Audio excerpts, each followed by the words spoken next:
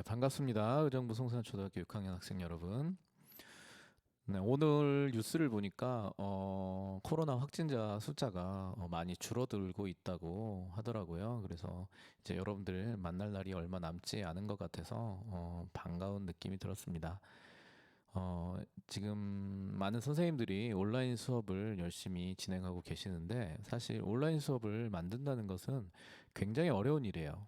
왜냐하면 평소처럼 여러분들 교실에서 수업을 하는 거면 이제 얼굴도 보고 그다음 발표도 시키고 고개도 여러분들 끄덕여 주면서 이렇게 소통과 공감을 하면서 수업이 진행이 가능한데 사실 온라인 수업에서는 그런 게 조금 어려운 부분이에요.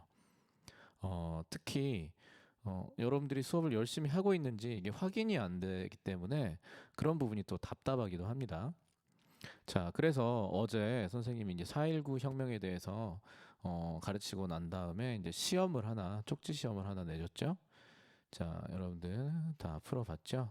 자, 이렇게 시험을 내줬는데 이게 결과가 나옵니다. 여러분들 결과를 보면 여러분들이 선생님 생각보다 훨씬 더 열심히 공부를 하고 있구나. 그런 게 느껴져서 선생님 굉장히 기분이 좋았습니다. 자, 여기 보면 몇 반이 열심히 하고 있는지도 다 나와요. 예, 6반 친구들은 뭐 거의 대부분 다 이게 시험을 잘 봤고요. 그다음에 3반도 열심히 하고 있고요. 자, 그리고 우리 5반은 좀 더 힘을 내야 될 것 같습니다. 자, 그리고 문제도 거의 다 맞췄어요. 거의 다 100% 맞췄고, 이 보면 김주열 열사 이름 물어보는 문제에서는 뭐 김준열, 김중열 뭐 이렇게 나오기도 하는데 뭐 이 정도면 뭐 훌륭합니다.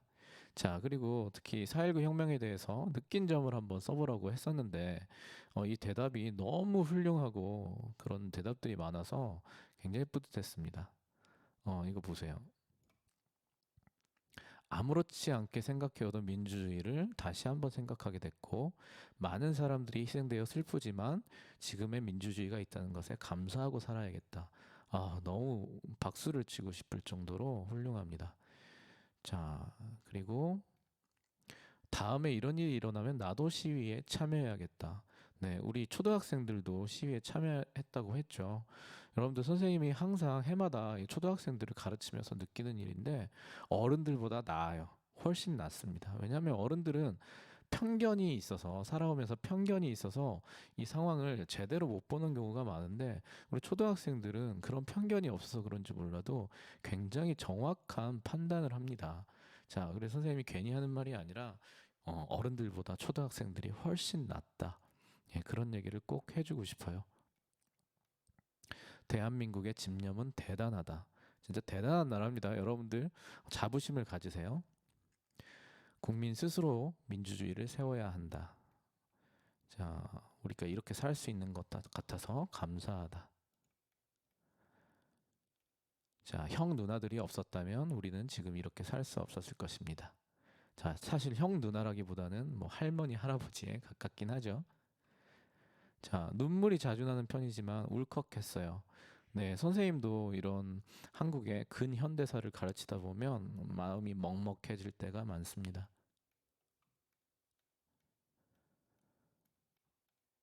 네, 이렇게 열심히 공부해주고 있어서 얼마나 다행인지 모르겠습니다.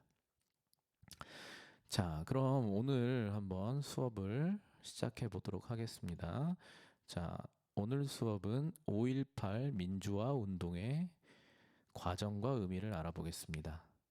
자, 아까 어떤 친구가 얘기했다시피, 우리나라 근현대사가 굉장히 슬프고 마음 아픈 역사들이 많아요. 그래서 선생님도 이런 것들을 여러분들에게 가르친다는 게 쉬운 일만은 아닙니다. 가끔씩은 안 가르치고 싶을 때도 있어요. 자, 그런데 왜 선생님이 열심히 여러분들에게 4.19, 그 다음에 5.18, 그 다음에 더 나아가 이제 다음 시간에 배울 6월 항쟁 이런 것들을 열심히 가르치냐면 어, 여러분들이 앞으로 어른이 되어서 이 나라를 살아갈 때 이런 것들을 정확하게 배우지 않으면 똑같은 실수를 반복할 수 있다는 거예요. 자, 이 역사적 사실들을 정확하게 배우고 이 역사적 사실들이 우리에게 주는 교훈들, 앞으로 이러지 말아야겠다. 앞으로 이런 일이 일어나면 어떻게 해야겠다. 이런 것들을 정확히 알아야만 우리나라가 더욱더 발전하고 같은 실수를 반복하지 않겠죠. 그래서 여러분들이 이것을 정확하게 배우는 게 굉장히 중요한 일이라고 할 수 있습니다. 자, 좀 마음이 아프지만 그래도 진지한 마음으로 바른 자세로 한번 배워보도록 하겠습니다. 자, 시작할게요.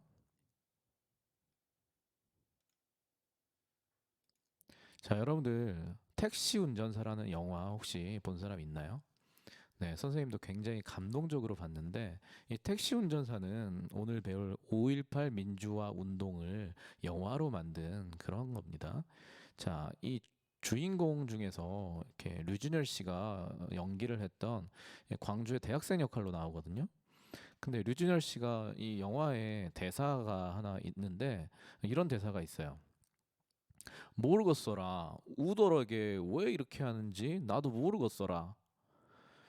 이제 군인들이 광주 시민들을 무차별로 죽이고 그다음에 괴롭히고 학살하고 하는데 광주 시민들이 죽어가면서 왜 우리한테 이러는지 답답하고 슬프고 그런 감정들을 이제 대사로 한 겁니다. 자, 여러분들 상식적으로 생각했을 때 북한하고 싸우라고 만든 이제 군인들이 우리나라 국민들을 상대로 총을 쏘고 죽이고 했다는 게 사실 이해가 잘 안 될 거예요. 자, 그래서 오늘 차근차근 왜 그런 슬픈 일들이 일어났는지에 대해서 한번 배워보도록 하겠습니다. 자, 여러분들 4.19 혁명이 이제 성공을 거두면서 결과가 어떻게 됐죠?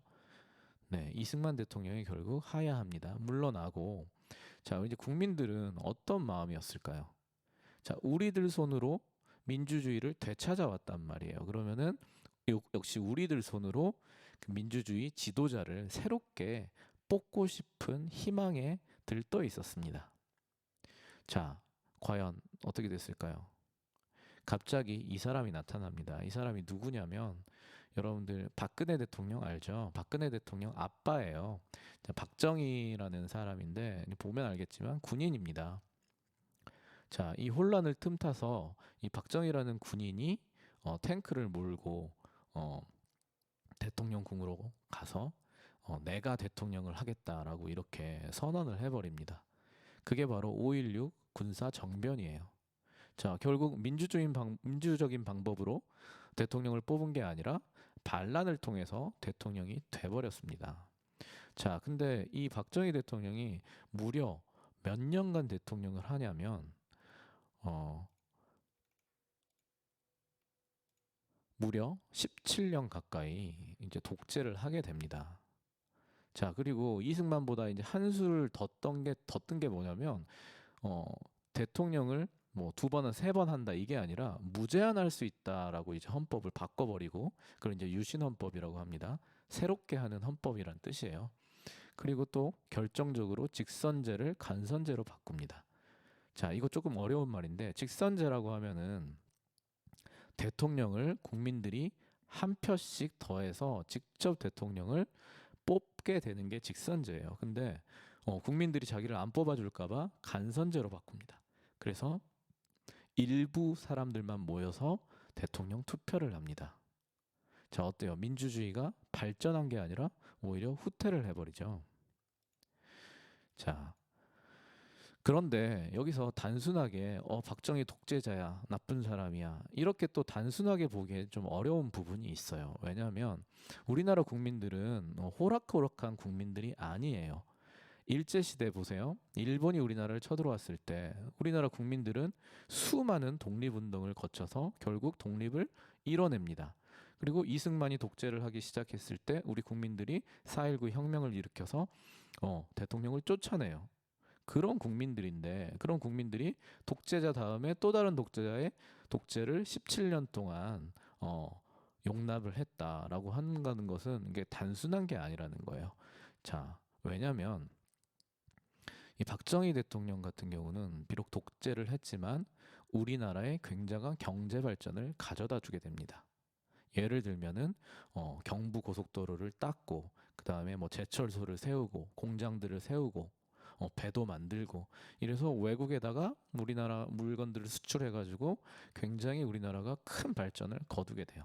그래서 6.25 이후에 6.25 전쟁 이후에 굶어 죽던 우리 국민들을 어떻게 보면은 배부르게 만들어준 그런 대통령이라고도 볼 수 있어요.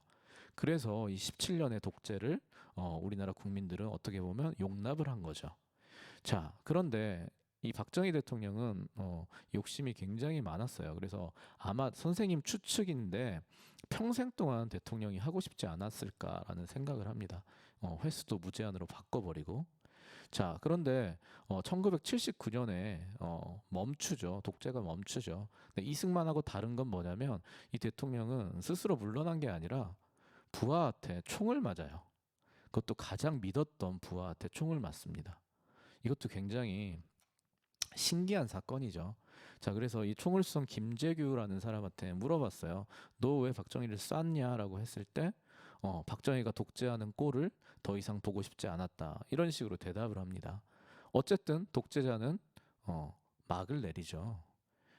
자, 그래서 이 11.6 사건 이후에 대통령이 이제 죽게 됩니다. 여기 교과서에 보면은 이게 서거라고 나오죠. 서거라는 말은 이 대통령이 죽었다 이런 뜻입니다. 자, 그래서 이제 11.6 사태 이후에 국민들은 또다시 희망에 부푼니다. 이제 민주주의를 다시 우리 국민 손으로 되찾아왔기 때문에 새로운 지도자를 잘 뽑아야겠다라는 그런 희망을 또 갖게 되는데 과연 성공했을까요? 그렇지 않습니다. 또 이 사람이 나타납니다. 이 사람 역시 군인이죠.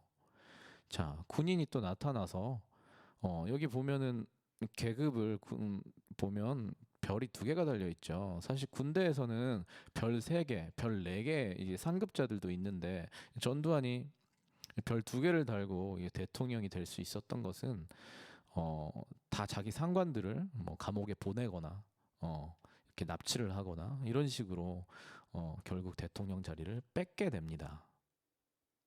자, 한번 생각해 봅시다. 독재자를 쫓아냈더니 또 다른 독재자가 17년을 독재를 해요.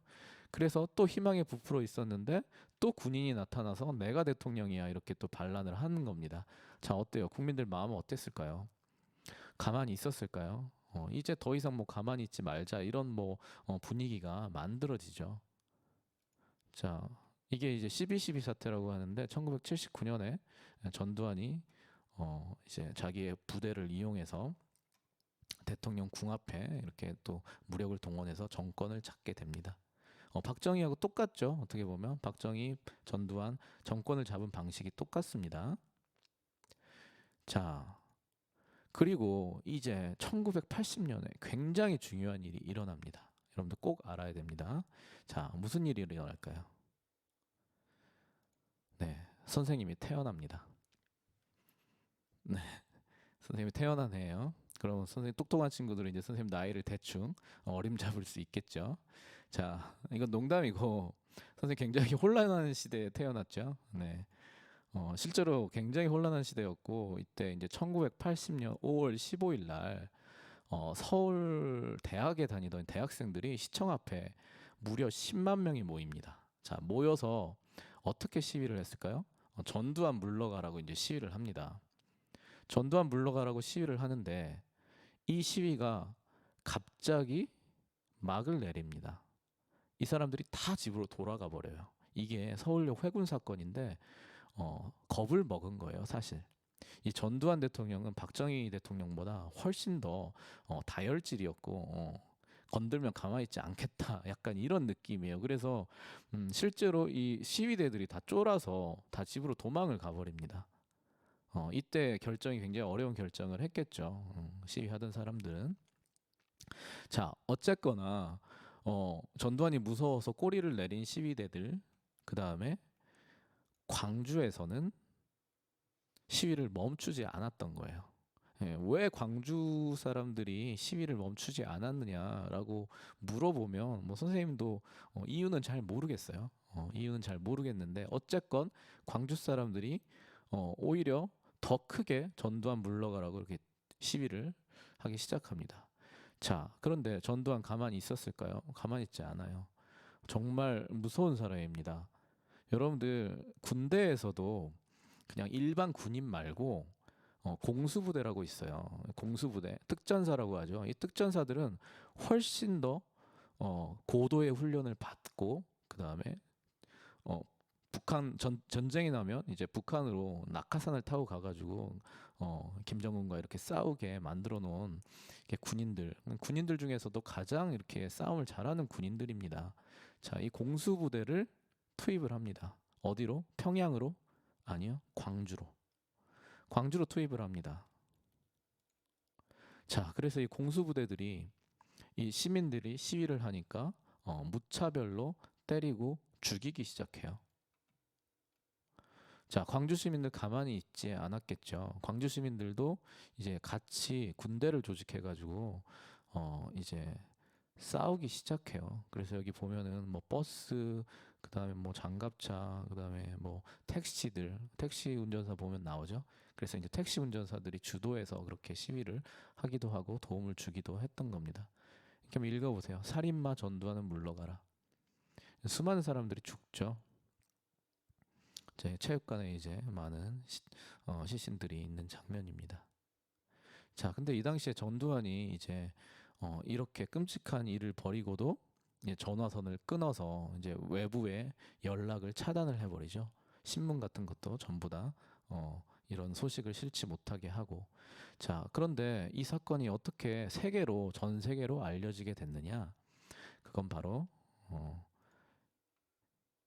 여기 나오는 위르겐 힌츠페터라는 독일 기자가 광주로 가서 이 모든 사건을 비디오로 찍고 사진으로 찍고 인터뷰를 해서 전 세계에 알리게 되죠. 자, 그래서 결국 이 힌츠펜터라는 사람은 5.18 묘역에 묻히게 됩니다. 외국인으로서.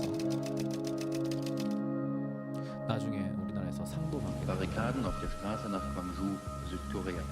Studenten haben sie errichtet. Aus Protest gegen die Regierung. 이 기자가 없었다면 1980년 5월 Auch die 민주항쟁을 anderen Studenten 묻혀버렸을지 unter 모르겠어요. 굉장히 고마운 사람이죠. 자, 여기 교과서에 보면 전두환은 시위를 진압할 계엄군을 광주에 보냈다 나오는데, 계엄군이라는 것은 비상시에 동원하는 군대를 말하고, 그 다음에 시민군 스스로 군대를 조직해서 군인들과 싸웁니다. 여러분들 상식적으로 생각해 보세요.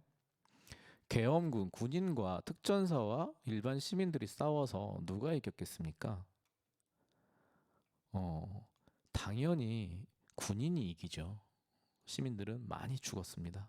결국 이 5.18 민주화 운동은 어떻게 보면 실패한 민주화 운동이기도 해요. 자, 여러분 보세요. 이 히츠펜터가 이제 여기 광주의 민주무역에 묻혀 있는 장면이고, 그 다음에 이분은 독일 아내분입니다. 네. 비교적 최근 사진이에요. 돌아가신 지 몇 년 안 됐어요. 선생님 알기로는. 자,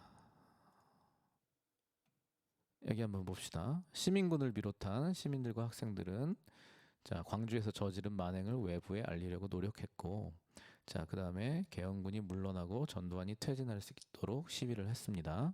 자, 그리고 이 장면이 굉장히 감동적인 장면인데, 시위에 참여한 사람들에게 뭐 무료로 음식도 나눠주고 뭐 이런 거 주먹밥 같은 거예요.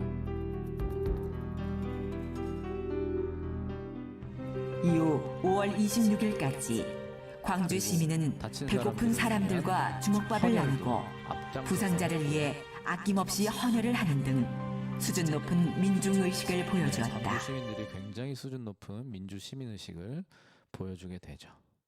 자, 그리고 이 장면은 아빠의 이제 영정사진을 들고 있는 꼬맹이 모습이에요. 아빠를 잃은 이 아이의 마음은 어땠을까요? 네, 슬펐겠죠.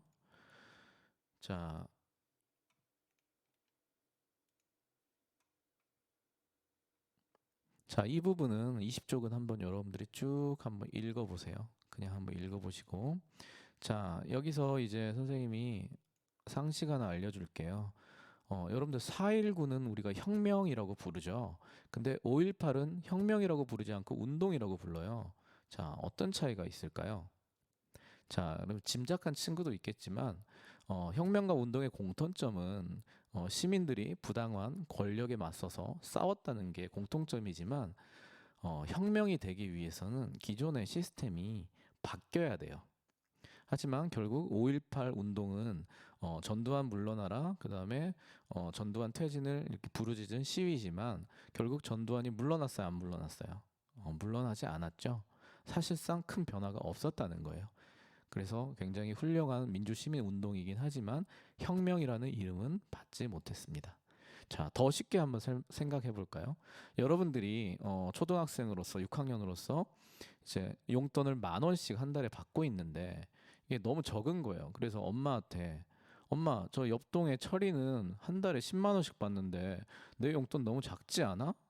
라고 얘기를 했을 때 엄마가 그래, 너 너무 작구나. 이제 10만 원으로 올려줄게. 라고 이렇게 얘기하면 그건 사실상 경제혁명이라고 볼 수 있거든요. 경제제도가 바뀌는 거기 때문에. 근데 만약에 엄마, 옆동 철이는 용돈 10만 원이래. 그래서 밥 안 먹으면서 이렇게 시위를 집에서 해요.